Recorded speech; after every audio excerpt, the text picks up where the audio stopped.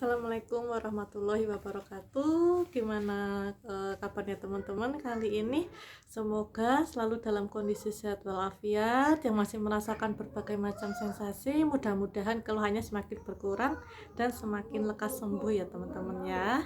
Amin ya robbal alamin. Oh iya, ini situasinya agak berbeda ya backgroundnya, biar teman-teman nggak bosen nih dari kemarin di dalam rumah terus. Nah ini biar agak ada sedikit healing dengan background yang hijau-hijau kayak gitu, biar agak menenangkan pikiran teman-teman ya, sesuai dengan tema yang kali ini akan saya angkat, yaitu gimana sih caranya untuk mencegah gangguan mental. Nah, teman-teman, kalau misalnya untuk penderita GERD, anxiety, psikosomatis, asam lambung seperti kita, itu ternyata disadari atau tidak, sebenarnya kita itu sudah mengalami tanda-tanda gangguan mental di sebelumnya, cuman kita tidak menyadari. Kayak gitu, misalnya kemarin sebelum saya mengalami psikosomatis asam lambung ini, keluarga saya itu sudah melihat perubahan perilaku dari saya. Saya lebih mudah marah, kemudian lebih mudah lelah kayak gitu, kayak tanpa disadari gitu, kayak capek gitu loh ya, namanya orang capek gampang marah ya, jadi mudah tersinggung, sensitif tuh berlebihan kayak gitu. Nah ini sebenarnya disadari atau tidak, kita tuh kadang tidak menyadari akan hal itu teman-teman. Nah di sini saya akan membahas tentang pencegahan gangguan mental, jadi supaya kita tidak mengalami psikosomatis, asam lambung, anxiety dan lain sebagainya, atau gangguan mental lainnya. Apa saja sih yang perlu kita lakukan? Nah yang pertama adalah berpikir positif teman-teman. Jadi kita itu harus berpikir positif dimanapun dan kapanpun kita berada kayak gitu ya, bahkan dengan siapapun, apalagi dengan Allah kayak gitu ya. Atas ketentuan Allah yang diberikan ke kita, kita harus bisa menerima dan berpikir positif.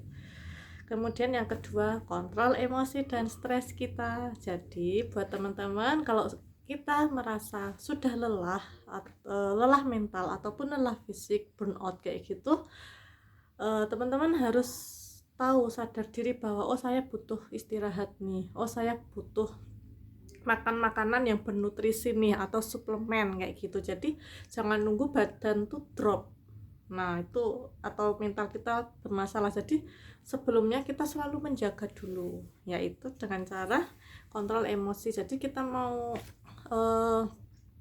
marah, kita menyadari gitu, kita istighfar, oh ya kok aku kok sering marah-marah ya, wah udah nggak beres nih kayak gitu. Atau aku mudah tersinggung ya, wah udah nggak beres nih, berarti harus kontrol ya. Jadi yang kedua itu tadi kontrol emosi dan stres, dan yang ketiga adalah memaafkan orang yang menyakiti kita kayak gitu. Jadi biasanya rata-rata yang dialami oleh klien-klien saya, orang yang mengalami gangguan mental sebelumnya disebabkan karena memiliki masalah dengan seseorang seperti itu.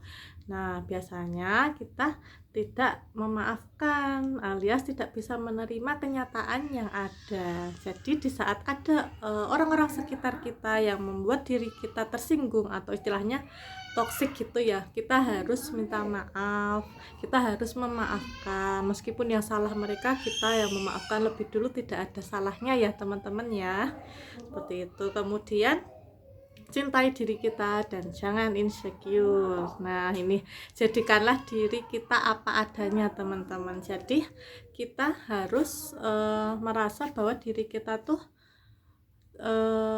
menjadi diri sendiri atau apa adanya gitu. Jangan kita meniru orang lain, atau kita seperti saya pengen seperti dia nih, kok aku nggak bisa seperti dia ya, itu akan menimbulkan insecure teman-teman. Jadi jadilah diri kita apa adanya, bukan ada apanya tapi apa adanya gitu. Nggak usah dibuat-buat dan nggak usah berpura-pura, nggak usah bertopeng dan lain sebagainya. Jadilah diri kita sendiri. Kemudian prioritaskan Allah dalam hidup kita, seperti yang di video channel saya sebelumnya ya teman-teman ya. Selalu mendekatkan diri kita sama Allah. Terkadang di saat kita bahagia, kita lupa sama Allah. Di saat kita sedih baru ingat. Nah, ini yang perlu diperhatikan teman-teman. Sekian dulu ya mungkin dari saya, cara mencegah gangguan mental. Mudah-mudahan bisa bermanfaat buat teman-teman semuanya. Assalamualaikum warahmatullahi wabarakatuh.